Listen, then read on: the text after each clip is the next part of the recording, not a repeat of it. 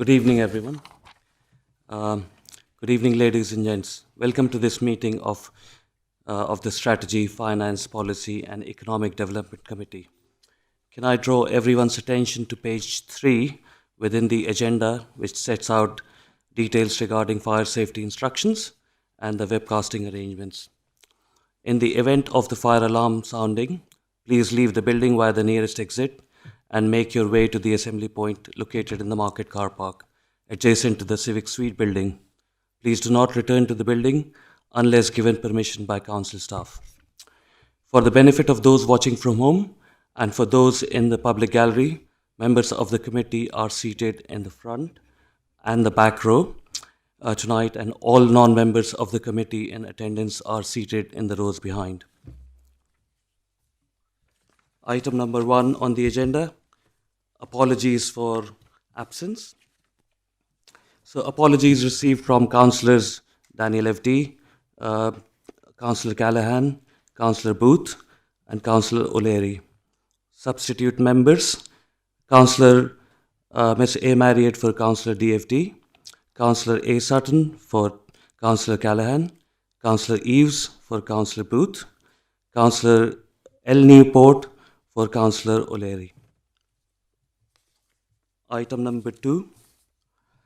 These are the minutes of the Economic Development meeting held on the 12th of February 2026. Are the minutes agreed, members? Thank you.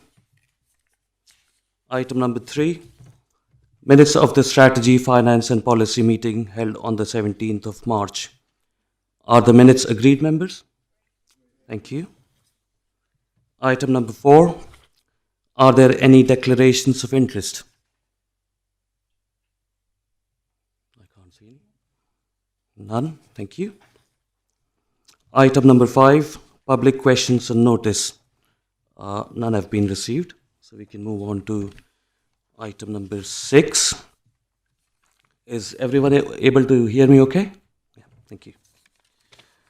So item number 6 is the Chair's update. This report begins on page 21.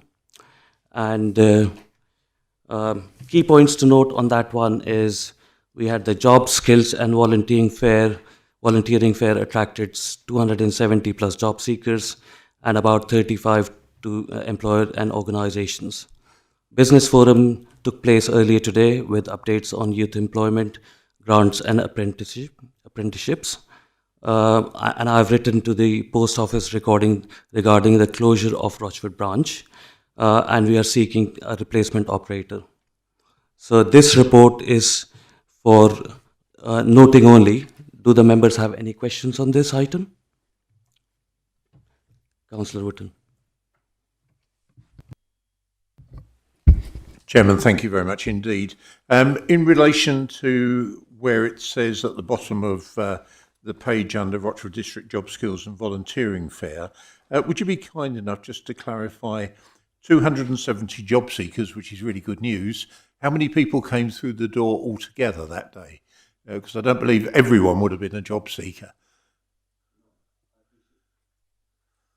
I appreciate that. I don't have the exact numbers. I will take that question away and come back to you. That's kind of you, but all I can say, if there was 270 job seekers, that's really good news for potential employers and potential employees. So there we are. Thank you. And we were both there, so I imagine the number was much higher than that. Thank you. Councillor Belton. Thank you, Chairman. Just in relation to communication, something that's been raised a couple of times. I don't know if I've missed it, but I haven't seen the letter that was sent to the post office or the response that you've received. And as members, all of our residents are suffering with the loss of post offices, and certainly the one in Rochford. So is it possible that you could circulate copies of letters and any further letters that happen in relation to this or any other communications, because it's important that we all know what's happening? Thank you. Yeah, so I'm working on that strategy with the comms team. So anything that we put out will be shared with the members. Thank you.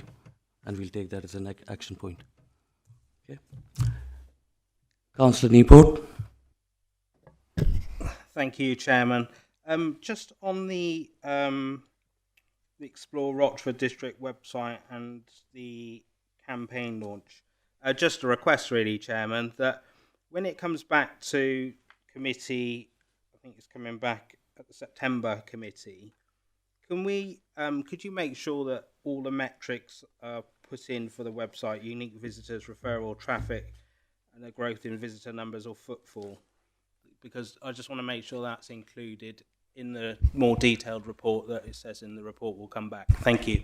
Yeah, noted. We'll take that point. Councillor Hoy. Thank you, Chairman. Just to follow up to Councillor Wootton's question, could you confirm, of the 35 employers, skills providers and volunteer organisations at the jobs fair, how many were actually employers? Again, I don't have the exact details, so I'll have to take that away and give you a written update. Thank you. Councillor Newport, did you? No? Thank you.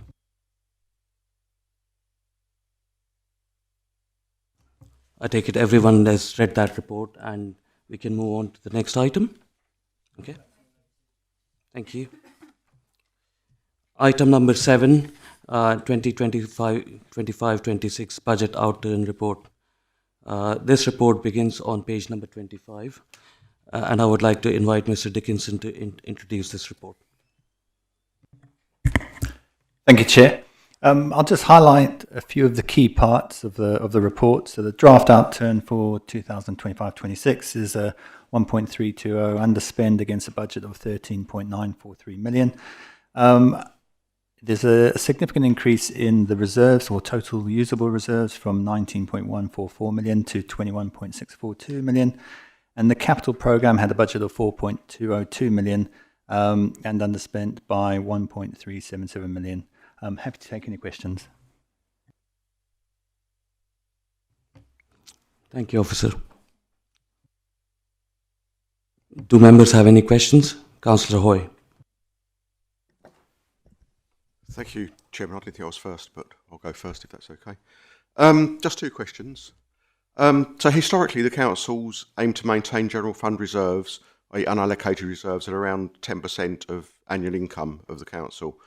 Based on budgeted income of approximately 16.6 million, that would equate to around 1.66 million. Well, exactly 1.66 million. However, the general fund reserve now stands at 5.875 million, around 35% of annual income, not 10%. When did the council formally change its reserve policy? And if it has, what is the rationale for holding reserves at this very high level? At a time when many residents continue to face significant costs of living pressures, why has the council chosen to accumulate an additional £4.2 million in general fund reserves rather than returning more money to taxpayers through lower council tax or investing it in services and regeneration that would directly benefit our communities? I've got a second question on the capital programme. I can ask that now? Or Sure, do it. yeah. So we delivered £2.825 million of revised capital programme of the 4.202 million during 23, 25, 26, with a large proportion of expenditure being carried forward. How can we gain assurance as members that these projects will now be delivered within the revised timescales and that the council's increasing cash balances are not simply the result of delayed capital investment? I think I've asked this question at previous meetings as well. Do you want to take that? Thank you, Chair.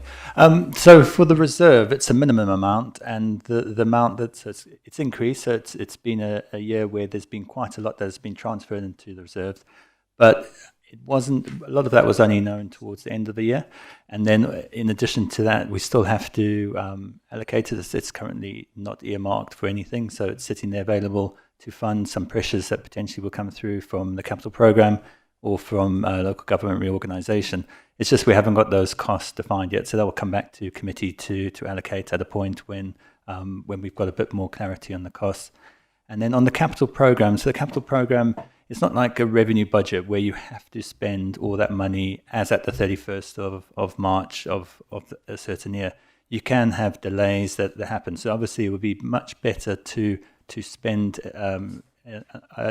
over a tight program. But it's quite difficult to set a budget for capital and then spend exactly that. what's happened is a lot of the amounts that have slipped are going to be spent in the new year, and there's a lot of work going through with officers and with members trying to allocate that. The budgets have been increased in the budget for 26-27 as well, so a lot of work's happening over probably the next 3 or 4 months, and will be key.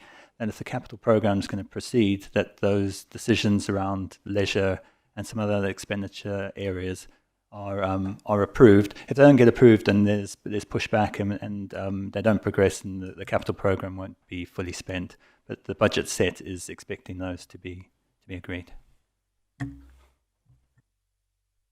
Sure. Does that mean we can assure ourselves that the reserves, the general reserves, will be back at 10%? I think we've always kept to 10%. It does seem excessive at 35, and I'm not aware of any council having reserves of that high. So I'd be interested if we can come back with some figures of benchmarking our reserves against other councils. And also, I'll just comment on the capital programme. I've heard what you said, and I think that's the answer I've had before. I'm not aware this council's ever managed to build its capital programme out according to its budget. It's always been behind, so it does concern me. So just in the capital programme, it is always going to be a budget that underspends, because if it overspends, that's a much bigger problem. So there's always going to be an element of underspending. I would agree that it hasn't spent as much as potentially it could have, and there's been a lot of work because of LGR and because of some of the capital programmes being accelerated. There is that. There will be a slight underspend from 25-26, but as I said, that should accelerate, and there's quite a lot of, just repeating a bit, there's a lot of work happening to try and get those capital programmes ready for agreement, and they'll come to committee and to council in September. On the reserves, so I think it's been a fairly good couple of years, especially because I've been benchmarking against Essex councils and just trying to compare and just see how everyone else is doing. And the reserves, excluding probably 2 or 3 of the more councils that have budgets that are a bit more challenging, have got quite robust reserves. So Rochford definitely is in a good position with reserves, but so do a lot of other councils. It's just that we're currently holding a lot of the budget in the general reserve to allocate to the point, whereas other councils have moved it straight to LGR. As an example, Chelmsford have moved, say, 6 million to an LGR reserve. We haven't done that yet because we just want a bit more certainty over. I'm not saying it's going to cost anything like that, but we just need to have a bit more certainty over what the cost is going to be over the next few months. We should know better. Councillor Newport. Thank you, Chairman. So perhaps my question leads into the issue we're having with delivery. So vacancy savings feature across almost every portfolio. So given the workforce report separately shows 10 live vacancies, how much of the underspend relies on unfilled posts and is holding vacancies open, creating any service delivery risk? I can't give a direct, an actual figure, a precise figure. We can probably go back and have a look at that. But having the vacancies are, while we'd rather have a fully staffed team, there is a vacancy factor that's factored in, and probably a key bit that was agreed, that's happened over the past few years, is growth's been agreed, and it's quite difficult when you've got a growth budget to. There's always going to be vacancies because it does take a bit of time to try and recruit members of staff to that. But in addition to that, I would admit that it's a challenging area trying to recruit people into the public sector. It's across the board in Essex, and there is quite a lot of work with HR and with senior management to try and recruit people quickly and accelerate that process. But we haven't quite got that to have a position where it's fully staffed. I'm saying it's a bit harder in growth. A bit like when you're looking for savings, it's quite difficult to hit those savings targets. It's the same with growth. You're always going to probably undershoot, and that's a potential positive because there's an underspend, but it is something that does impact the service delivery at times. Thank you, Officer. Councillor Marriott. Chairman, how much money that's been set aside for the Freight House has been spent yet? I'm concerned to hear that the works that were planned for it have been delayed. Can you clarify this for me, please? Do you want to take that now, or we can cover that as part of item 14? Yes, if we could take it as part of item 14, that would be better. You happy with that? Okay. Thank you. Councillor Belton. Thank you, Chairman. Thank you, David. Yeah, I think I do agree with Councillor Hoy about reserves and keeping an eye on them, and I recognise the position that we're in and that we're about to put more in, hence the number increasing further than it was. But what I would like to see as soon as possible is some of the proposals coming forward to what those might be earmarked for. We're going to be talking about the Mill Hall this evening, so I'll save some of my comments around investment for that point. I also want to understand, and this came up at one of the previous meetings, I think it might have been the previous one of this or budget, about our fighting fund for appeals. Given the nature of what's going on at the moment, we are going to be fighting appeals. We've already got 2 in the pipeline. They are expensive and we need to be well funded to deliver them and fight them. Do we need to move any money from general reserves now into a fighting fund reserve, given the pace that applications are going to be coming through and the possibility that we may have more than just 2 appeals to fight in the coming 12 months? Yeah, that's a fair point, and as part of the budget process, we will accommodate all of those things and make sure there is proper utilisation.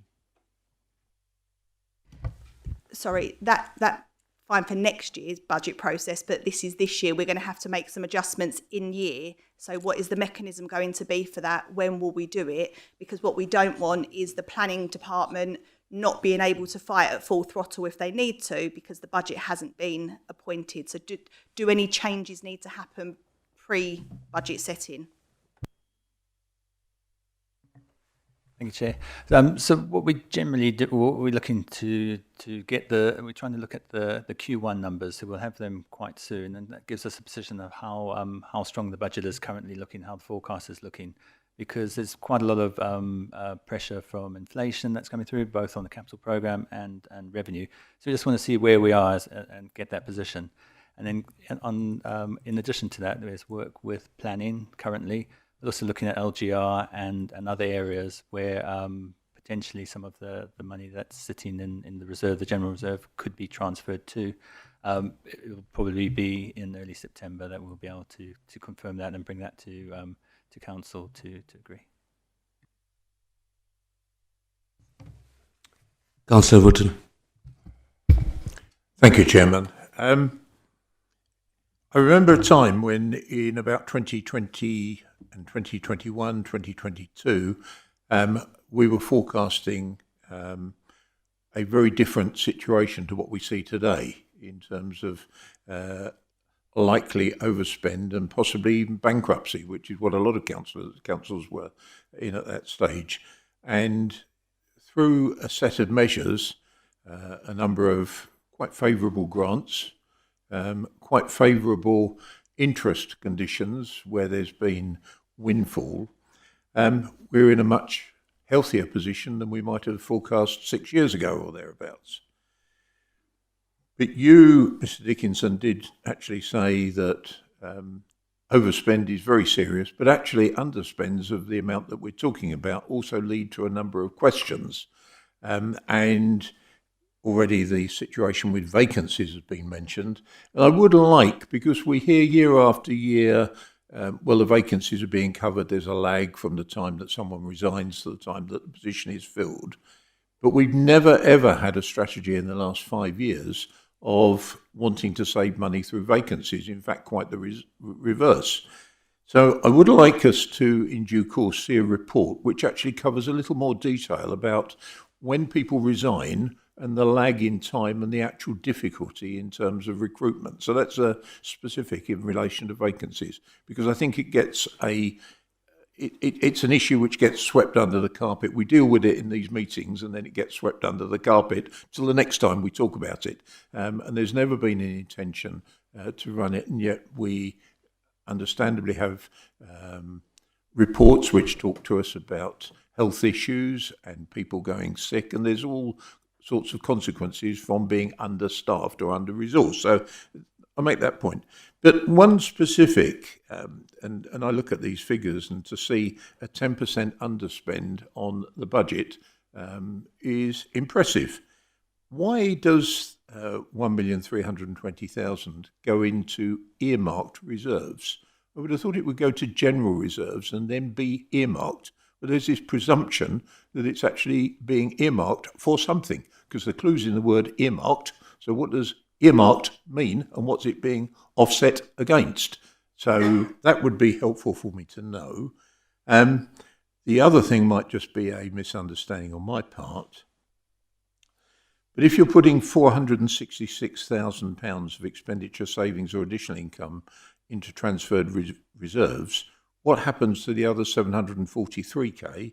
And then why further down on the second bullet point under reserves is the total underspend is being transferred to general earmark reserve. That may be a lack of my knowledge on the accounting side of things, but I'd just be curious because there seems to be a little bit of a conflict when you actually read the report. I think I know the answer, but I think it would be helpful for us to actually hear from the Section 151 officer the official answer. Thank you. Thank you, Chairman.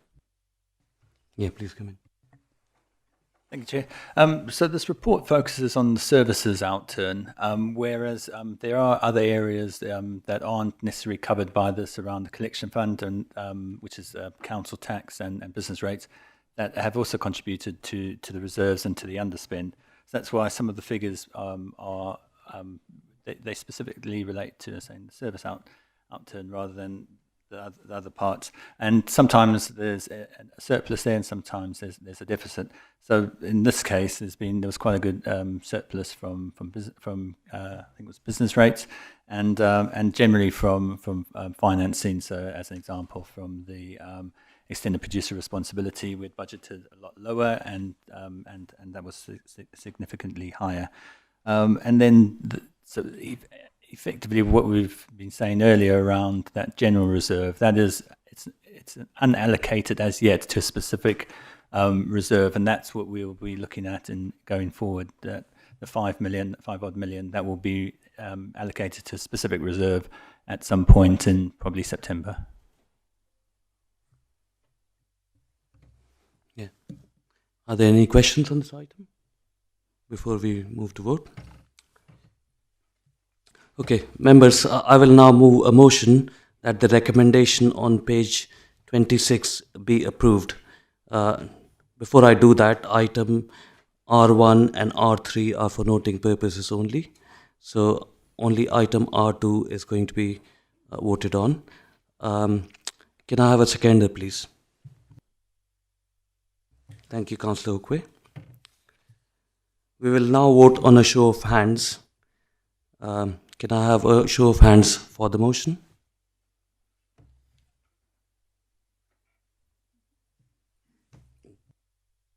That looks unanimous to me. Thank you very much. That motion is carried. Now turning to item number 8, 2027-28 budget setting guidelines. The report begins on page 39. Can I invite Mr. Dickinson to introduce this report? Thank you. Thank you, Chair. So this is the budget setting report for 27-28. It's been produced off the back of, there was an audit on the MTFS and the budget setting, and there were a few recommendations. So this report, one it's brought a bit earlier. I'm not too sure if it was July last year, if it was September, but we're trying to have this in advance of when the resident survey goes out, and the resident survey is hopefully going to go out, I think it's next week. And the approach is to get responses from residents and that feed in at an early point in the budget setting. And then just a reminder for members that this will probably be the last budget that we set, and we are trying to bring everything a bit earlier this year, specifically because there's going to be quite a lot of dialogue in this case with Southend and with Castle Point, just on some of the assumptions that go into the budget. And then there's potential that there'll be a bit more discussion around growth a bit earlier on, so that we can sort of map that out. But this report has tried to pick up all the recommendations from the audit, which was discussed last week, and it's just for members to be advised and to have in their calendar some of the key dates in the budget setting. Happy to take questions. Thank you, Officer. Members, I will now move a motion that the recommendation on page 26 be approved. Before I do that, item R1 and R3 are for noting purposes only. So only item R2 is going to be voted on. Can I have a seconder, please? Thank you, Chair. Do members have any questions on this item? Councillor Newport. Yeah, thank you, Chairman. I'm slightly concerned about the resident consultation and the period that's been selected, given it will be the summer holidays. I don't see how we're going to get, as it is, engagement with the council is poor at best. And we've all seen, we've all got experience of poor engagement with budget consultations and any surveys that the council does. I think this is a poor choice of a time frame to run this. Also, I'd like to, sorry, it's probably in the report, but the consultation, is that purely online or is there offline as well? Are we engaging with people, utilising the market, in Rochford and Rayleigh with officers to capture a different demographic? We've really struggled, I think, all of us, regardless of the administration, to engage with residents. And clearly, I think we should really take on board from the recent elections that maybe people are just not satisfied with how we engage with them. And it may be a perception that we haven't been listening.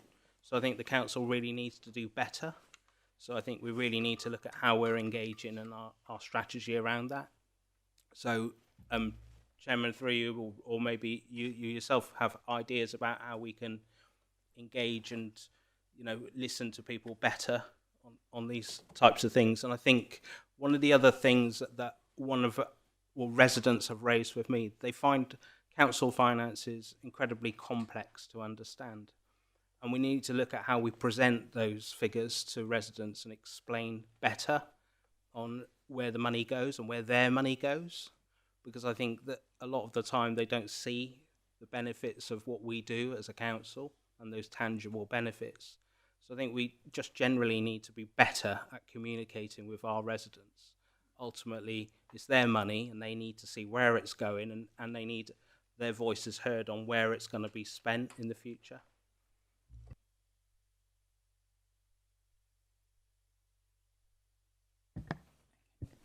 Thank you. So with regards to the consultation and the timing of that consultation, it's typically expected that a consultation would last for a minimum of 4 weeks, and this consultation is going to last in excess of that, straddling over into 7 weeks, concluding at the beginning of September. Whilst I acknowledge your point, can you hear me okay? Yeah. Whilst acknowledging your point regarding the summer holidays, and it being August, that's why we seek to make sure the consultation runs either side of that as well. Obviously expecting people to be away for a period of time, but obviously not for the whole of the summer period. In terms of the consultation being online, we offer the facility for people who may not be able to access computer or digitally respond to the consultation to do so through the contact centre. And what that allows us to do is to make adjustments where people have indicated they need some support in completing the survey. In terms of the online facility, there's actually quite a few adjustments that can be made through the online app. So we can make adjustments in terms of size of text, how you can read the consultation. So it's actually more accessible for anybody that has any issues that require additional support.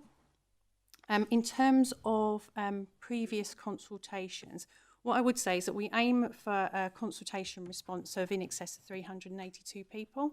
And what that allows us to do is have a good level of reliability in the data. The consultation that has been run in the previous couple of years has achieved in excess of 500 responses, which is actually a really good level of engagement in the consultation. But I will take on board your points and I will look at to make sure that we are covering the whole spectrum in terms of how people can engage with that process, just to make sure there's nothing further we can do to enhance our engagement approach. I agree. Some of those items are very good, and we will make note of that for better engagement with the members of public. Councillor Ward. Thank you, Chairman. I liked the statement on page 40. Our plan, our future, 2024, 2028. What future? We're looking at LGR, so there is no future or limited future. And I would like to understand the conversations that have been going on, which was mentioned by 151 officer, between Castle Point and Southend. Just to enlarge on those, because I'm sure those of the public, those listening at home, would like to know, because our future is extremely limited. So I would like to know how that future is going to be extended up to 2028, bearing in mind our future is limited. Thank you. My personal view on that is we don't know the outcome of LGR yet, but I'll defer the question to David. Thank you. Thank you, Chair. So this is for 27-28. So we've still got one more year that we can we have to set the budget, and it's just to get the input into that. We're not going to look for longer term responses, and it is just for 27-28. With reference to Southend and Castle Point, it's more around trying to align budget assumptions. So if there's inflation and we're saying we think it's going to be 3%, Castle Point think it's going to be 2.5%, and Southend think it's going to be 5%. So we're going to try and bring those baseline assumptions to be the same, so we can start gearing up towards having incorporating those budgets. That is only a small part of the budget. The much larger, well, here it will be a reasonable sized budget with Southend, but then there will be we'll try and work with Essex as well to incorporate some of the assumptions that they've got in their areas, even though they are quite different to what the districts provide. But there's nothing outside of that. It's just to try and to iron out any differences between the different authorities around assumptions, just to make them more very similar in what the assumptions are.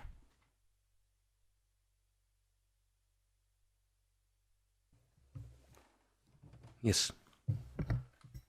Are we looking to harmonise? It's a bit more complicated with Southend because it is quite different to Rochford and Castle Point, but there is that underlying, and it's a harmonisation as far as there's only a few assumptions that we're going to be looking at. So saying inflation, maybe pay awards, things that generally you would expect to be the same, but there can be quite a big range between different authorities if you're trying to maybe be more conservative or be a bit more paint a better picture. You can have those different assumptions. So there will be in the report, and there will be an outline of some information around why that assumption was chosen. But it will be it's not harmonising. It's just having the same assumptions for saying 3 or 4 of the key things that impact the budget. Thank you, David. Councillor Hoy. Thank you, Chairman. Beyond the briefings that members will receive and the presentations that they will receive, and which also appear to take place after much of the budget development has already been undertaken by officers, what meaningful opportunities will there be for members to influence the budget priorities, identify savings and growth proposals, and shape the budget before the final proposals are brought forward for approval? I'm aware that, for instance, on page 49, 10.1, it says directors will work with committee chairs and vice chairs to identify member growth priorities, but I would like to understand how that will happen. You want to take that?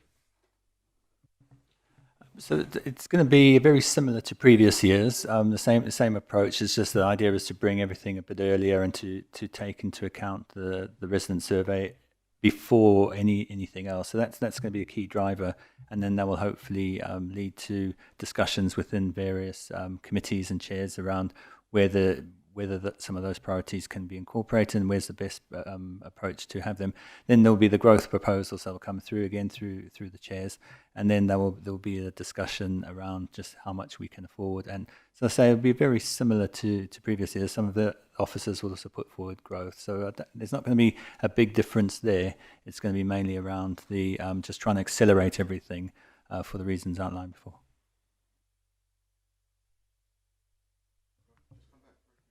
Sure. I'm sure members will say that did happen, and I know Councillor Belton's looking at me and thinking it did happen. I did ask you. I don't think it worked very well last year. I think we need to have a clearer path to it and an understanding of how this works.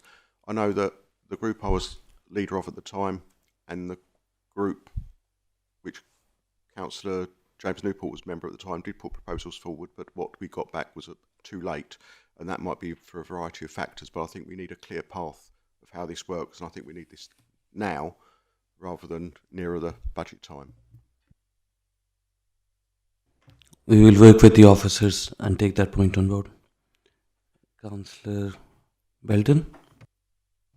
Thank you very much. I won't take the time to reflect on my very successful budget setting last year that went through unopposed. But I will say, what I will take this opportunity to say, no one voted against it for the first time ever. You didn't come, James. So what I will say is that we need to bear in mind this year is very different to all previous years because there is not a majority administration. So we cannot take for granted that people have had an input. A budget will not get passed unless you have the support of at least one other group of this council. So engagement with everybody is arguably more important than ever, and it's always been important. So I welcome things being done earlier because there's going to be a lot of input needed from everybody to get a budget through, because otherwise the budget fails and then we're in a whole world of hurt. I think Councillor Newport makes some good points about the communications. 500 responses is good, but it's also terrible. And we, as the two previous administrations, worked our backsides off to get that engagement. I know that we were constantly sharing, we were talking to parishes, we weren't reliant on the council, and that's possibly how it got stretched a little bit further, but still not great numbers, albeit they're better than we need, which we appreciate.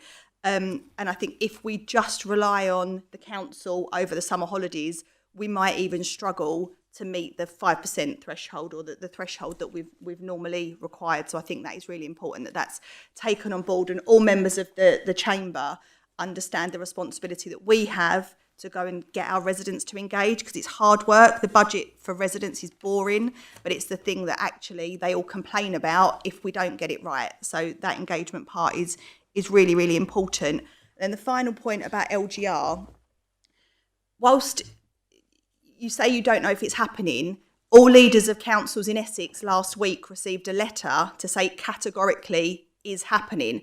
I'm disappointed that you haven't shared that with all the members of the council. It's a missed opportunity because, again, we need to understand the processes. We need to understand what we're working with. I'm in no doubt that it could still be stopped. We've seen many things change from the government, but we have to work to the assumption that it's going ahead because that's what we're being told. We're being told LGR elections, shadow unitary are happening in May, and that the statutory change order is coming in autumn, and all of our decision making must fundamentally revert back to those dates, because until they're not happening, they categorically are. And I don't want this council to fall short on a hope and a prayer. Yeah, Thank you. fair points. Just to address the LGR point, we did bring that motion to the full council, and we'll work together and make sure that we are fully part of the process and being ready for that. So on the assumption, like you say, on the assumption it's going ahead, but there's still a chance it may not. And on the engagement point, what I would suggest is we'll work with the officers and make sure that the reach is broader and we get a better response rate this time around. I would also welcome suggestions from all the other members who can write directly to the officers and CC me, and we'll try and incorporate most of those ideas as much as we can. But because it's a strike, like you say, it needs to start earlier, we will be operating under a tighter time scale to get a lot more done, because as you rightly pointed out, there are a lot more complexities this time around, which we didn't have previously. So we need to be cognizant of the fact that a lot needs to be done in a fairly shorter amount of time. Thank you. Sure. Thank you. And yeah, just coming back, and I'll keep coming back to the communication point.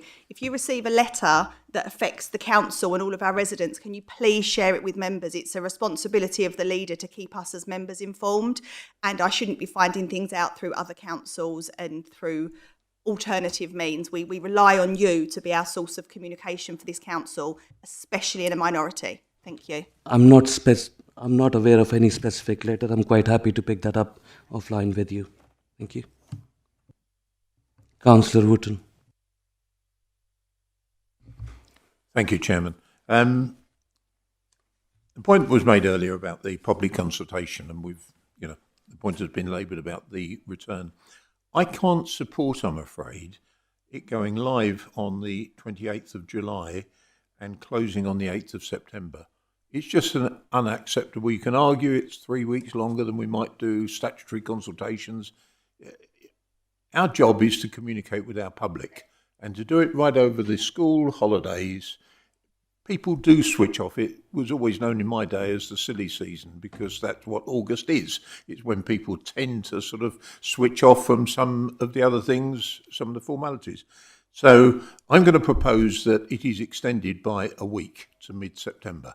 I'd like to see that change made. So at least that gives the opportunity for the first 2 weeks of September when schools are going back, people are getting back into the routine of life. There feels a different environment to summer season.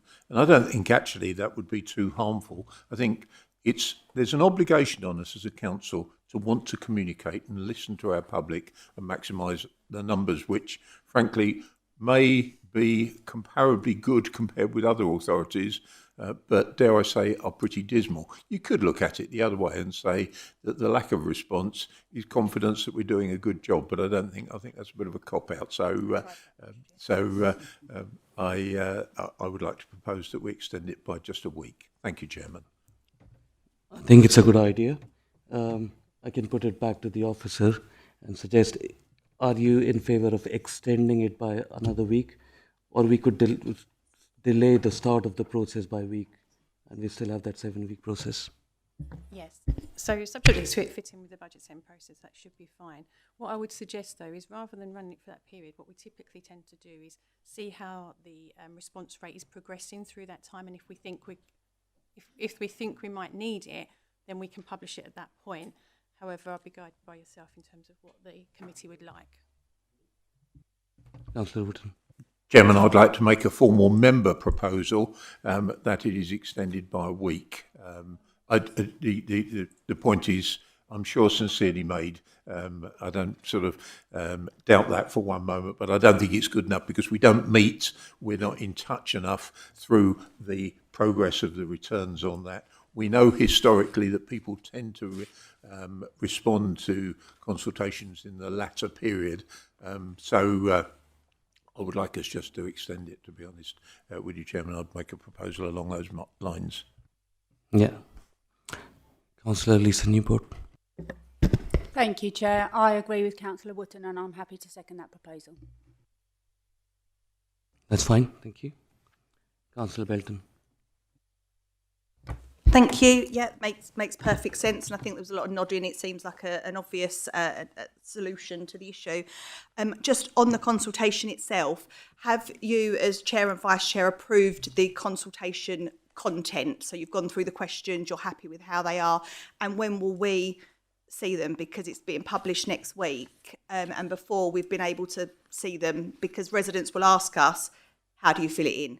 And is it exactly the same as last year? Has it changed? Is it easier? Is there anything else within it? So I've received an initial draft, and as soon as that is finalised, I'll request the officers to share it with the other members. Thank you.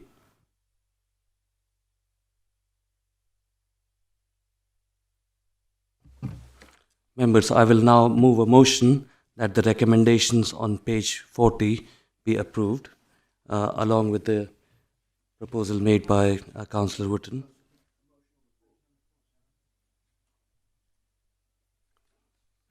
It is 40, right? Okay.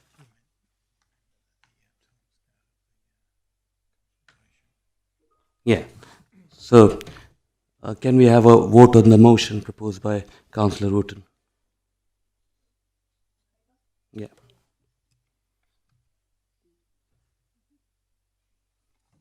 That is unanimous.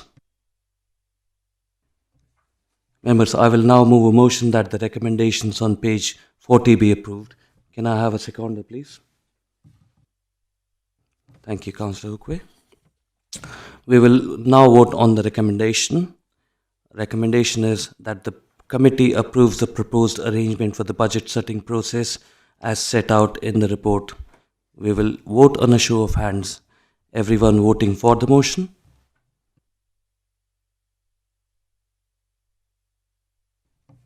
That looks unanimous.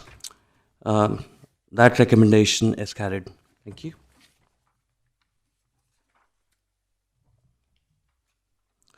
Moving on to item 9, Performance Management Framework and Corporate Key Performance Indicators for 26-27.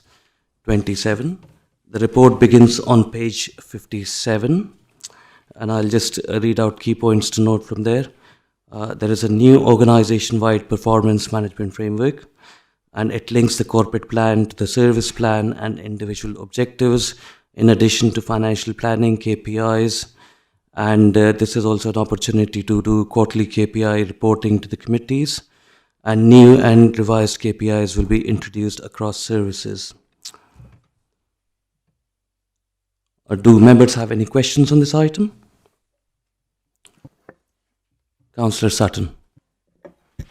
Thank you. So there's two changes on the same page that go in opposite directions. Fly tipping loses an average and gains a deadline. Percentage cleared within 3 working days. That's strengthening, and I welcome it. Miss Bins does the reverse. The 48-hour target is removed and replaced with a count and an average. So a service that residents contact us about is the only one losing its deadline. An average also hides the worst case, so 9 bins fixed the next day, and 1 left a fortnight, averages out at 2 days, which looks fine. If a 3 working day target works for fly tipping, why not keep the 48-hour target for bins alongside the 2 new measures? There's a £255,000 overspend on waste contract this year, and the measure on whether Miss Bins gets put right on time is being removed in the same meeting. I've got that on page 79.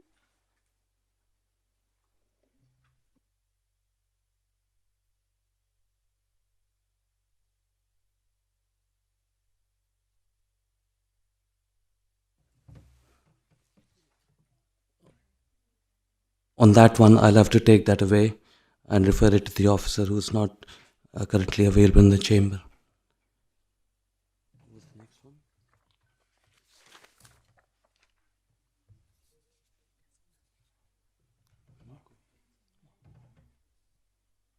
I'll come back to you next.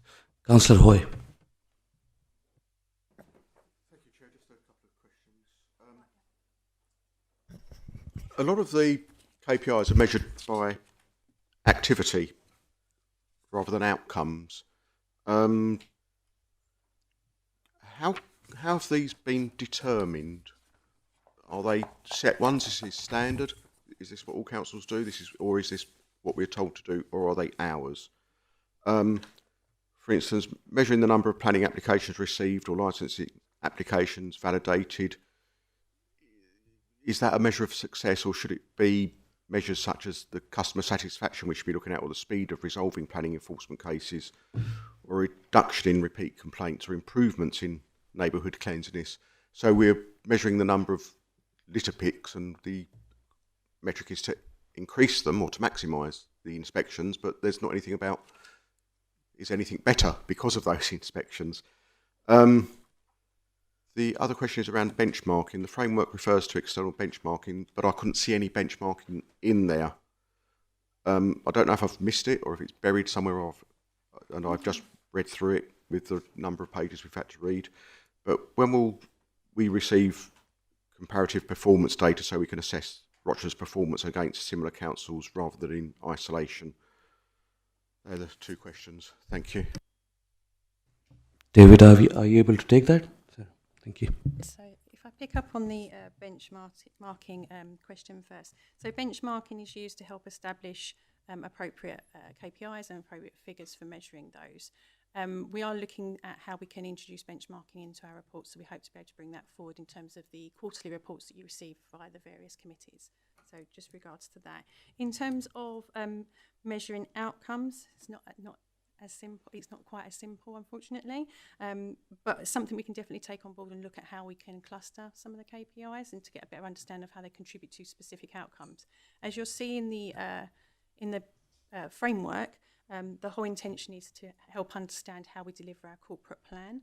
So having alignment between the KPIs, and you'll see that in the left-hand column there, in terms of how they align with the corporate plan, gives us a better understanding of how they're contributing to those outcomes. But if it's something that the committee wished us to look at more explicitly, then we can look at how we can introduce that into reports. Councillor Hoy.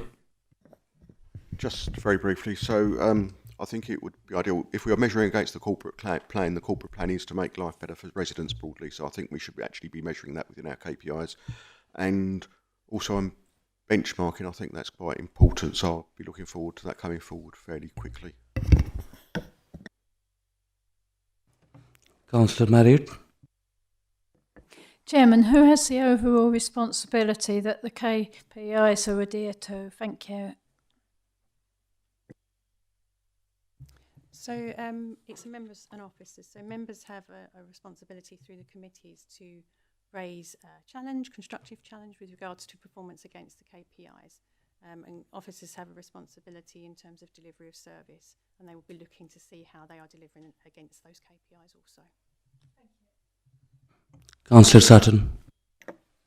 Sorry, there's one more thing on Appendix B, page 79. I'm just wondering, the list already uses NA where neither direction is straightforwardly good, so new planning enforcements, for example.